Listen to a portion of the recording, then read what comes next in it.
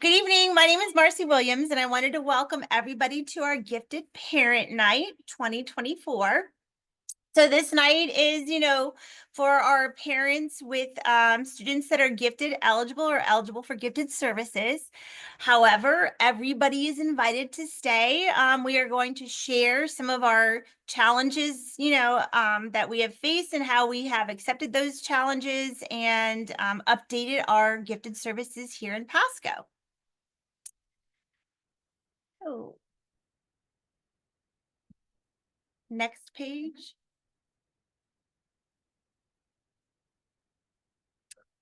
All right. So before we start, let's see how many can see their gifted child in one of these. When you're faced with a challenge, which of these memes do you think would speak most to your gifted child? So we have, drop it in the chat. So we have that number 1, number 2,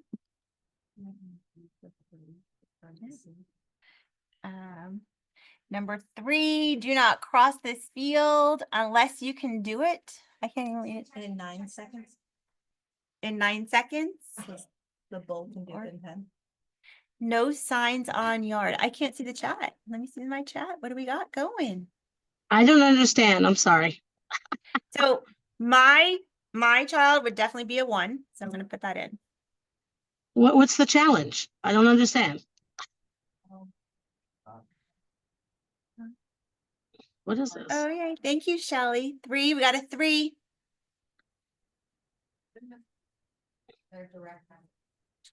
Okay. I see.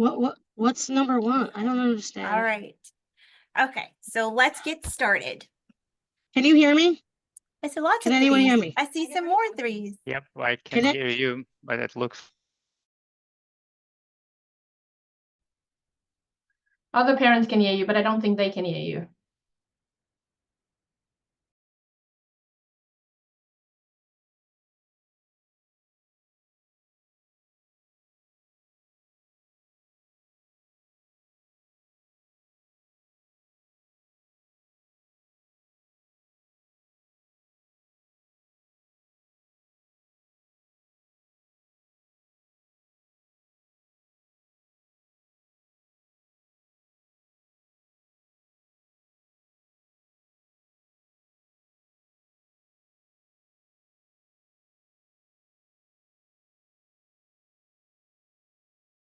Great. Hey, here. You're good. You're now. They can hear you now. Go back to this one. Yes.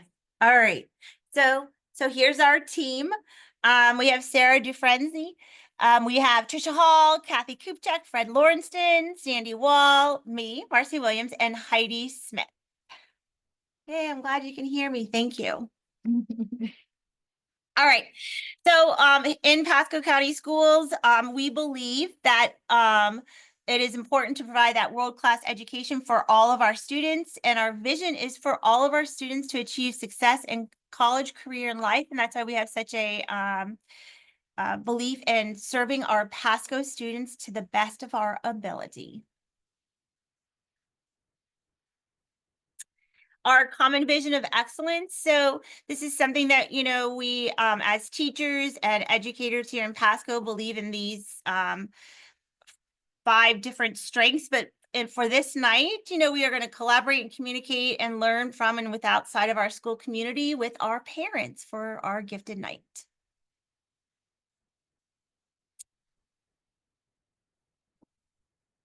Okay, so before we get into exactly everything we're going to be talking about, I wanted to give you a little state of the gifted, where we are aligned with the state of Florida. So the state of Florida right now currently has about 5.5 or 5.5% gifted students, and Pasco County Schools is roughly the same. We're at 5.6, so that's a good thing. We're in line with everyone else in the state. I also wanted to show you how that breakdown is by grade level. And if you look at this graph, you can see, I probably should have put the grades below it, but this is from grade 1 through 12. And you can see first and second grade is low, and there's a reason for that. And then everyone else, there's roughly about 400 kids per grade level. So if you're wondering why there's this big jump between second and third, it's because in Pasco about 6 years ago now, we started a COGAT screener. It's a universal screener that we screen every second grade student in the county, usually around October. I think this year was November 4th, maybe. And that screener, we look at how they scored, and if they meet a certain cutoff, we follow the next steps to see whether or not we're going to test them for an IQ test to see if they meet our criteria and the state's criteria for gifted services. Prior to that, students were only referred for gifted if it was their parents or teacher who was recommending them, so the numbers weren't as high. So we've really done a lot to improve or increase our gifted numbers across the board. Okay, next slide. So this parent night tonight, we're going to talk about some issues or some concerns or some things we really wanted to work on to improve our gifted services in our program here in Pasco. And some of the things we were looking at and discussing last year, like these are the big changes from last year, is that some of our elementary schools were still providing consult services. And I'll explain what that is in a minute. We needed to or wanted to update our gifted goals in order to better support our students. We wanted to or found it would be better if our Center for Gifted Studies was part of our district magnet program. And then we wanted to support our high school students on their journey to becoming, managers of their own learning. And we also needed to improve our Pasco Gifted website to support all stakeholders and not just the teachers. Okay, so the first thing we're going to talk about is elementary schools that were only providing consult. So on the next, it's going really slow. Sorry. Oh, went too far.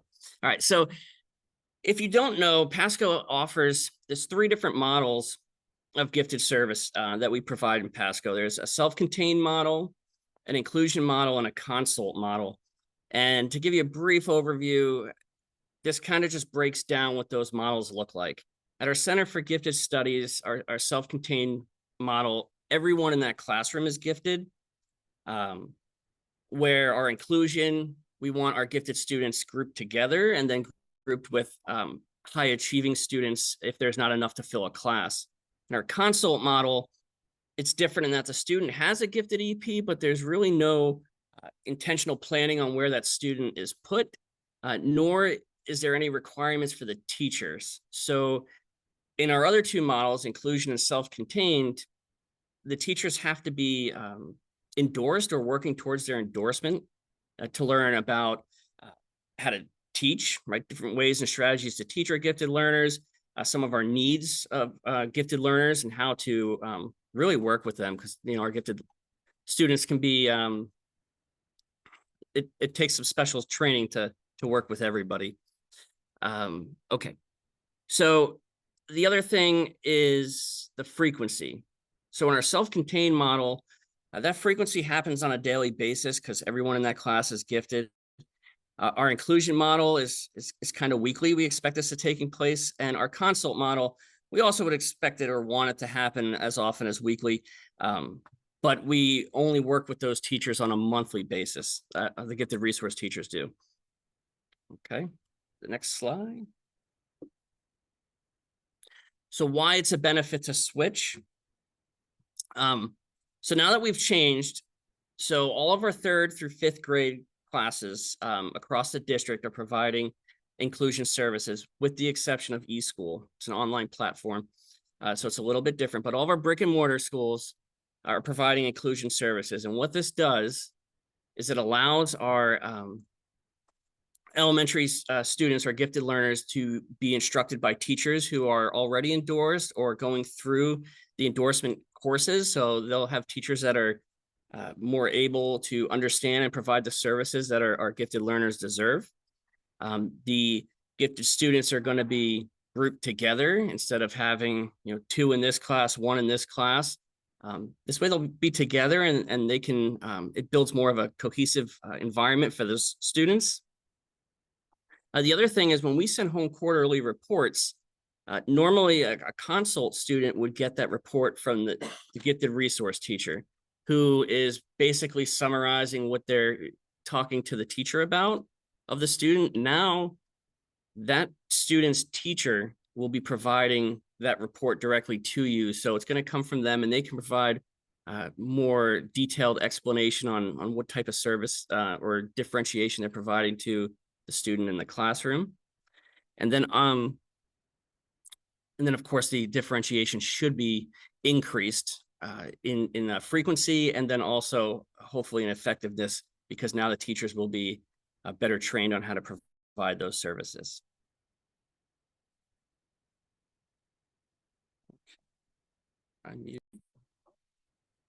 Great. Good evening, everyone. I'm Heidi Smith, and I am going to talk about our next challenge that we've been working to overcome or accept, and that was the overhaul of our gifted goals to better support our students.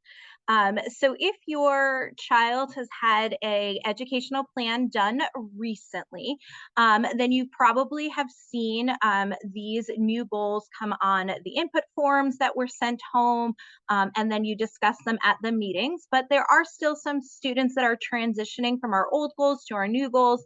And so since we have such a wide variety of families here tonight, we really wanted to address why we changed the goals and what you should be seeing in the classroom as a result of this change. Okay, so first, in previous years, our gifted goals, particularly at the elementary school level, were kind of all over the place in terms of different subject areas. We had reading goals and math goals and science goals. And they weren't necessarily 100% aligned to our Florida framework. They originated from there, but they weren't necessarily the same program goals. And so the first thing that we wanted to do is we wanted to make sure that the gifted goals that we work on in our classes, our gifted classes, is completely aligned to our Florida framework for gifted learners. So that was step one. And so our Florida framework for gifted learners have 7 program goals. And so now you're going to see on your students' EP that there will be 2 goals, typically 2. Sometimes some of you guys have 3. Overachievers, but typically 2 goals out of that list of 7. Okay. The second reason that we wanted to change this over is we wanted to make sure that there was a clear, consistent use of common language happening across our district in all of our gifted classes. So Fred just talked to you about us changing to our inclusion programs, and it's really important to us that a student on the west side of our county, as well as our east side, our central, whatever gifted program they are a part of, it should look the same. They should be receiving that same quality of services. That's really important to us. And one of the ways that we can ensure that is having this consistent use of our gifted goals, okay? The other thing that we wanted to do is we wanted to make sure that our goals were not necessarily subject specific. So that meant that students had the opportunity to really apply these goals across any content areas. And so there are times or different programming like our inclusion programs where students might be in a gifted class for math and science, and another student might be in ELA and social studies. And still they have the opportunity though to, no matter the subject, build their knowledge, build their questioning skills, build their research skills, and so on, okay? Every one of our teachers of gifted here in Pasco has been given access to this graphic that we have, and we also have it specific to just our elementary, our middle, and our high. And our goal is that our teachers are really using this language in their classrooms. So when they are building lessons that differentiate for their gifted learners, they are referring to these goals. And we also want your kids to know what their goals are. So that's a big push from your Gifted Resource team, that we are really making sure that we're working with our teachers for them to really truly understand what these goals mean and how do we use those to differentiate for our learners in the classroom. So really, one way that you can help at home as far as the goals is also being aware of what your child's gifted goals are and asking them things like, hey, how did you build your knowledge today? Or what good questions did you ask? Or what critical thinking skills did you use today? Okay. We also, now that we have these 7 goals at all 3 levels, we wanted to make sure that we built a progression so that the students weren't working on the exact same thing each time period, right? So one of the things that we did, and you can, if Sandy hit the graphics, is for elementary, we designed our goals to be really focused on the nature of, and then the topic. So for example, the nature of knowledge, the nature of questioning, the nature of research. And really what that means when you read through the goals is that we are building that foundation for our elementary students to be able to, by middle school, be able to really apply these goals to different content areas. And so as you can see at the middle school level, where we have a focus on the application of those skills. And then by high school, we want students to really own and take their power, of being the learner and the person who is driving their own learning, so that when they have these opportunities to work on their goals, they are in that driver's seat. And we have some additional things that we're going to share with you about our high school services that have also helped to really try and put that ownership in those hands. Okay. All right. And then I am also going to talk to you about our Centers for Gifted Studies. And so Fred had mentioned that we do have those specific service models. And so one of the things that we did is we have now rebranded, if you will, our Centers for Gifted Studies into magnet programs. So you can go ahead and change the screen. Yeah, so I don't know how many of you joining us today are coming from different states, different countries. I know I personally am not from Florida, and when I moved here, I moved when I was already teaching. And so when I came here, I thought, what's with all this school choice stuff? Like my schools, where I grew up, we had 1 high school, 1 middle school, we had 3 elementary schools, but you didn't get to pick which one. You went to the one that you were zoned for, and that was it. And as I've become a part of this system and gotten to see all the fabulous different choices, I see really what is the reason for school choice. And so when we think about our Centers for Gifted Studies, we've had these for a number of years. And nowadays, we also have these other fabulous magnet schools in our district. And sometimes it's hard to focus on what has already been working, right? Like when we have something new and exciting. And so we wanted to take the opportunity to really look at our Centers for Gifted Studies and make sure that they are a top contender in your choice of magnet programs and magnet schools. And when you're looking at what school you should send your gifted learner to, we want you to feel confident that a Center for Gifted Studies is a great option for them. And so for Pasco County, we do have a mission here to be able to provide our families with a choice of highly specialized, innovative educational systems and programs that meet a variety of student needs and interests, all while preparing them for college, career, and life. And we definitely do that with our Centers for Gifted Studies, and we're going to show you how on the next slide. So for our Centers for Gifted Studies, there are 3 at the elementary level and 3 at the middle school level. 1 for each of our patterns, if you will. So we have our West, Central, and our East. And if you are not zoned for that Center for Gifted Studies, you do have the option to attend that by choosing them as your Gifted Magnet program. And so we really wanted to make sure that you knew tonight If that is a choice, especially with school choice window opening up very soon in January, and we just had our Pasco Pathways night, we want you to understand what it means to choose that center, okay? And so some of the things that we are going to offer to your child at a Center for Gifted Study is the ability to have higher levels of critical thinking through specialized instruction through differentiation. Every service that we offer, our inclusion service, is going to offer that specialized instruction through differentiation as well. But with the gifted classrooms being that they are completely made up of gifted learners, sometimes we have the ability to really even do that more than we would in another classroom because of the ability to really use all of those program goals that I was talking about earlier. We also have increased opportunities to develop students' strengths and interests. We are very focused on the uniqueness of the gifted learner in a Center for Gifted Studies. And so those classes look a little bit different than any other class because gifted learners do have unique needs, sometimes based on overexcitabilities, sometimes some anxieties, perfectionism, motivation issues. And so those centers are designed to understand that and help to work with that student so that hopefully we can get them on a path to success. There is a clear articulation pattern for continuity of service. So in other words, if you choose a Center for Gifted Studies at your elementary level, you have the option to continue with that Center for Gifted Studies program in the middle school level as well.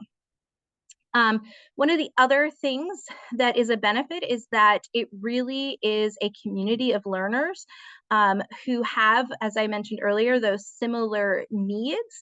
And a lot of our students who end up at our Centers for Gifted Studies describe it as kind of finding their tribe. We're finding students who really think and behave and work like them.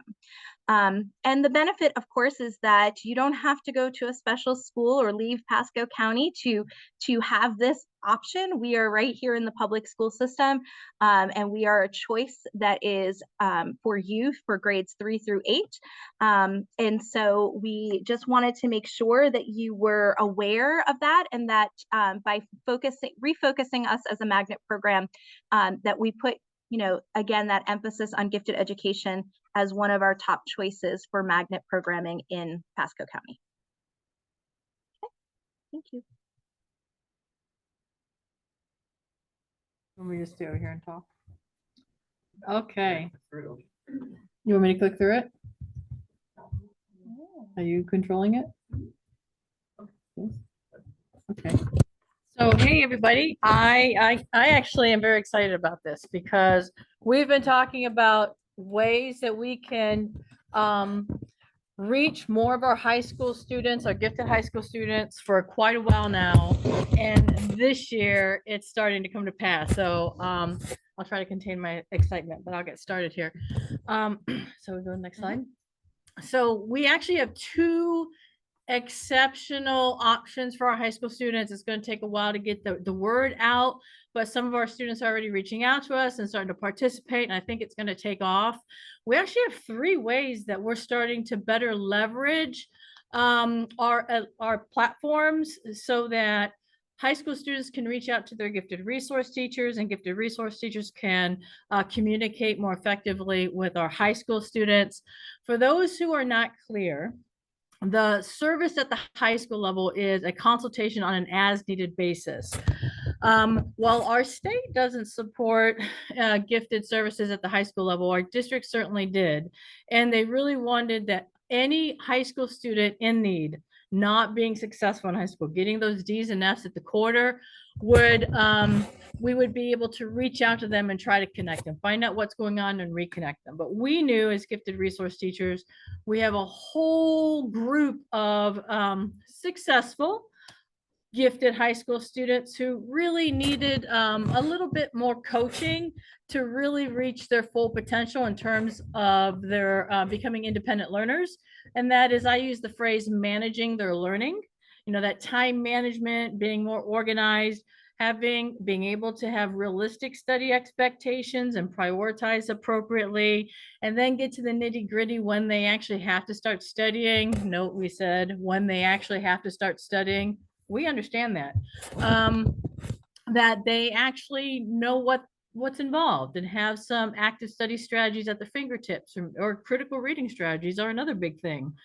Particularly for our juniors and seniors when they're in those 3 AP classes, or those other equally rigorous classes, and they're actually having to read critically probably for the first time in their academic careers. We understand that, and they're being successful, and we still want to reach out and let them know that, hey, you're just taking the skill set and you're continuing to develop that.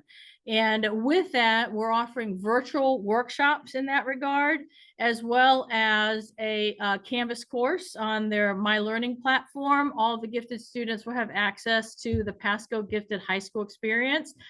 And I'm going to go ahead and do a little tour into that course right now. And while I do that, I will show you what we mean by the virtual workshops. We started our first one last week, and we just had another one tomorrow, Wednesday.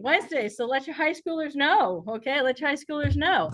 Okay, so on the screen now are all the students will land on this home page, and from this home page, scroll down, they can right here, click here. They can get a hold of their gifted resource teacher, and we're listed here with our schools. You want to click into mine? I'll show you. Absolutely. Okay, so we all do offer as a way of kind of extending our accessibility to our students, we do offer virtual office hours, different times, different days. And so you'd be able to click in. You want to go up just a little bit? And so mine, for example, are Mondays from 3 to 3:30. So any of my students, any student actually, if they click on that Teams link from 3 to 3:30, they're going to maybe share some time with others, but they are in contact with somebody who can be, I always call myself their personal academic management coach, because that's the kind of stuff I talk to them about. Okay. You want to go back out to the modules too, Sandy? Thank you. Okay, so if you scroll further down on the virtual workshops, another thing that we want to keep updated is at least quarterly, just to kind of get it started, maybe a little bit more as we have that content ready to go. We want to offer 30-minute or so workshops on a given topic, basically revolving around success skills or those gifted, let's see, we call them resiliency pieces, but in gifted education in general, we call it social emotional learning. And so just those little pieces that help our high school students learn a little bit about themselves as learners, and maybe have some strategies that they can use to get the most out of their high school experience. So please mark your calendars. On Wednesday, November 20th, our next workshop is 10 Tips to Thrive by our very own Miss Marcy Williams. Okay, and the Teams link is right there. All you would is direct your high school gifted student to her, to that module for the virtual workshops at that time. It is at 4 o'clock. All they have to do is open that up, click on that Teams link, and they're going to have a very wonderful workshop experience. Okay, so encourage your students to periodically check for workshops. We do send word out through our My Student email, which we are trying to leverage with that communication a lot better. And I will admit, I have students on their own reaching out to me through that. So I think that's a great success. And so that's what our workshops are all about. We're encouraging our students to please give us feedback, and so they can also be partners in determining what those topics are. We're very open to coming up with ideas to meet their needs. Okay, so we're gonna go back out to modules. All right. And the rest of the course focuses on 2 main parts. There's going to be some other parts as we continue to build it out. We're going to stop at that what is gifted piece and slowly scroll through that. The next module in line is all about what that whole gifted term means and what that means to be as a gifted learner. It starts with the official kind of definition and what have you of gifted, but then it really hones into learning characteristics, because after all, gifted is just a word that we put on a group of loosely defined learners who share similar learning and behavior characteristics. And so those learning characteristics, and then further on, those behavior characteristics, many times typified by what we would call gifted intensities or overexcitabilities, really kind of help learners understand a little bit about themselves. So I'm going to go further down. Okay.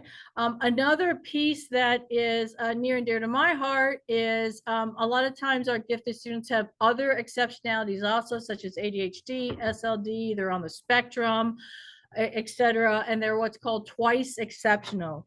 In the field of education in general, there's a huge misunderstanding about our twice exceptional gifted learners. It's really, really important. Research shows that if we help our gifted learners understand themselves as gifted students and understand their other exceptionality, and let them know that they can achieve, they use strategies, keeping that self-confidence intact and fostering that positive self-confidence, they can be successful, and we're determined to make that happen. So if you go a little further, we do have a section on gifted goals, and then further down we would have building success skills in high school, and that would be that typical success skills thing, that time management, organization, study strategies, critical thinking, that type of thing. These topics are still being kind of built in. Every time I'm talking to my students about that, I'm very eager for them to give me feedback. So I can begin to, with my colleagues, edit in such a way that makes it more engaging for a teenage reader. I realize that, the TikTok generation and what have you, we might just find different things interesting. And I want to hear what they find interesting and try to incorporate that into the pages. So that is a work in progress, but those resources are there for students who are being successful, but they realize, what, maybe I don't have to work so hard. Maybe there's an easier way. Okay, and that's just being more effective as a study manager. Okay, so those resources are there to get them started, but then also they can reach out to us. I am also fielding, which is really cool, emails that students are sending me through our the inbox in the Canvas course too. So not only are students beginning to email us through the My Student platform, but they're also emailing us through the Canvas course, and that is, that was a challenge, is being able to open up those lines of communication and make it easier for our students. And I'm very hopeful that it is coming to fruition. So that those are our new things in our high school services. So as you can tell, I'm very excited. If you have any questions, please reach out. As you can tell, I love to talk about them. So. Yay.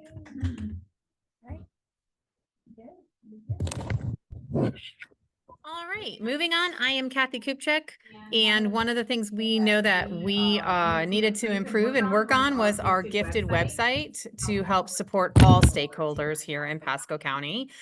So we've been working on that. It is still a work in progress, but we're going to give you access to it and then go into it so you can see some of those things. So if you look here, that link right there, which you'll all have, I believe is being dropped into the chat box so you can access that, is the link to our Pasco County Gifted website. And we're going to take a brief look at it. Some of the information that we've shared tonight is also populated on here as well. So we are committed again to that world-class education for all of our students. And here you're going to be able to see that we have our gifted program team. So you'll be able to see not only who we are, but also what schools we each support. All right, go for it, Sandy. She's going to go ahead and click on it just to give you an idea. Maybe, maybe not. There we go. And under each of our names are the different schools that we support. Every school in Pasco County is supported with a gifted resource teacher. So as you can see, we have many, many schools. And I know I always say this when I'm meeting with parents or conferencing with parents. If you're giving us a phone call or if you're emailing us, just remind us what school you are, wanting support for, what school your student is at. And keep in mind that we don't have a specific office or phone line at that school. So really the best way to get in touch with each of us is through our email. and that is provided. Going back to the gifted webpage, we also go into the detail of consult, inclusion, and self-contained, which is our Center for Gifted Studies. So you can click on each one of those, and you can again get information that Fred was sharing a little bit earlier, more information based on that. We're not going to go ahead and click into those different areas, but just so you know, that's there if you need a refresher or information on each one of those different models of support. Then we've got some parent resources. And again, we are going to be continuing to add to these resources. One of the things that we have here is elementary and secondary parent resources. And there are other links provided. So different types of activities to helping your gifted learner, whichever level they're at, and how to help them continue to grow and become more responsible for their own learning, as well as understanding your gifted learner as well. And then we've got some different resources here at the bottom under Gifted Parent Night, where there are just some nice helpful checklists, ways to help communicate with your child at home about what they're doing during the day, how to ask those higher level comprehension questions, or different higher order thinking questions. So just stems of that nature that will help you, instead of just saying, what'd you do at school today? You know, you usually get not much or nothing, or I don't know. So these can help with that, really for any parents. And then we also have included the NAGC, which is the National Association of Gifted Children tip sheet for maybe new parents that of recently found eligible gifted students, or even those of you who are even in your latter middle and high school years with your gifted students, just some refreshers on what to expect and how to help a sister's child. And something new that we've been given the opportunity of using is a parent resource on a site called teacherserver.com. It is made through the University of South Florida. And that has some great ideas for all subject areas, field of study, just different ways to benefit your child at home. Because we often hear that, well, what can I do at home with my child? What are some things that can benefit them? And again, different levels, whether it's elementary, middle, or high school, and just ways to help your child be successful in their learning and to help support them on the home front. Because we know that this is a two-way commitment, and we love the support. And these are just things that, you know, maybe we don't have opportunities all the time in school, but some things that you might be able to do with your children at home. And so that's a neat thing to do, because that's what they're all geared toward, things to do at home to further extend their thinking in those different areas. Pasco pathways and school choice options, those are going to be being added. We just did have our Pasco Pathways Expo last week. We had it on Tuesday night for West Side and Thursday evening for the East Side, Central Side. And we had abundance of families turn out for that. So that is great. And then school choice, that's going to be offering that information. We'll have that posted here. The next window, or the first window for the next school year for school choice, is coming up in January. So those things will be there linked so that you can look into those and the different magnet options that are available to all our students throughout the county.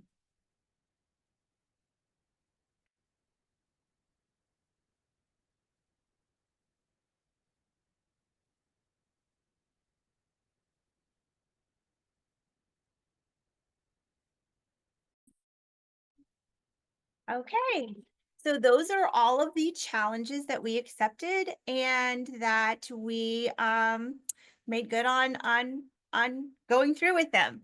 So we have our little again, our little bubble, collaborate and communicate to learn within and outside of their school community. I hope that you've learned something about our gifted programs here in Pasco County tonight. You can always reach out to the gifted resource teacher tagged to your school if you have any other questions. And we're going to leave you with this little quote together. May we give our children roots to grow and wings to fly. Thank you for joining us. We appreciate all you do for your child here in Pasco County Schools.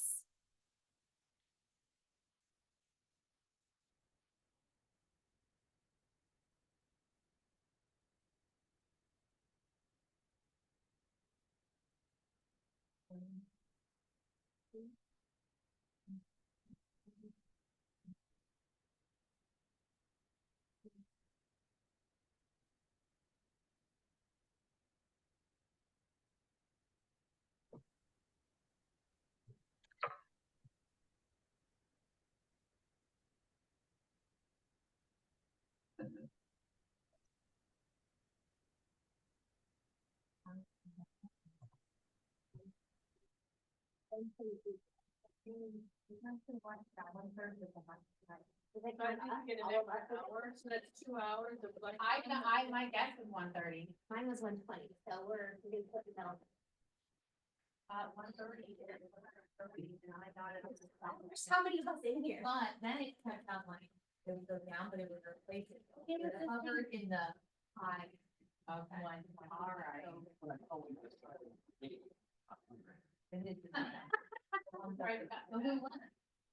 We all did. We all did.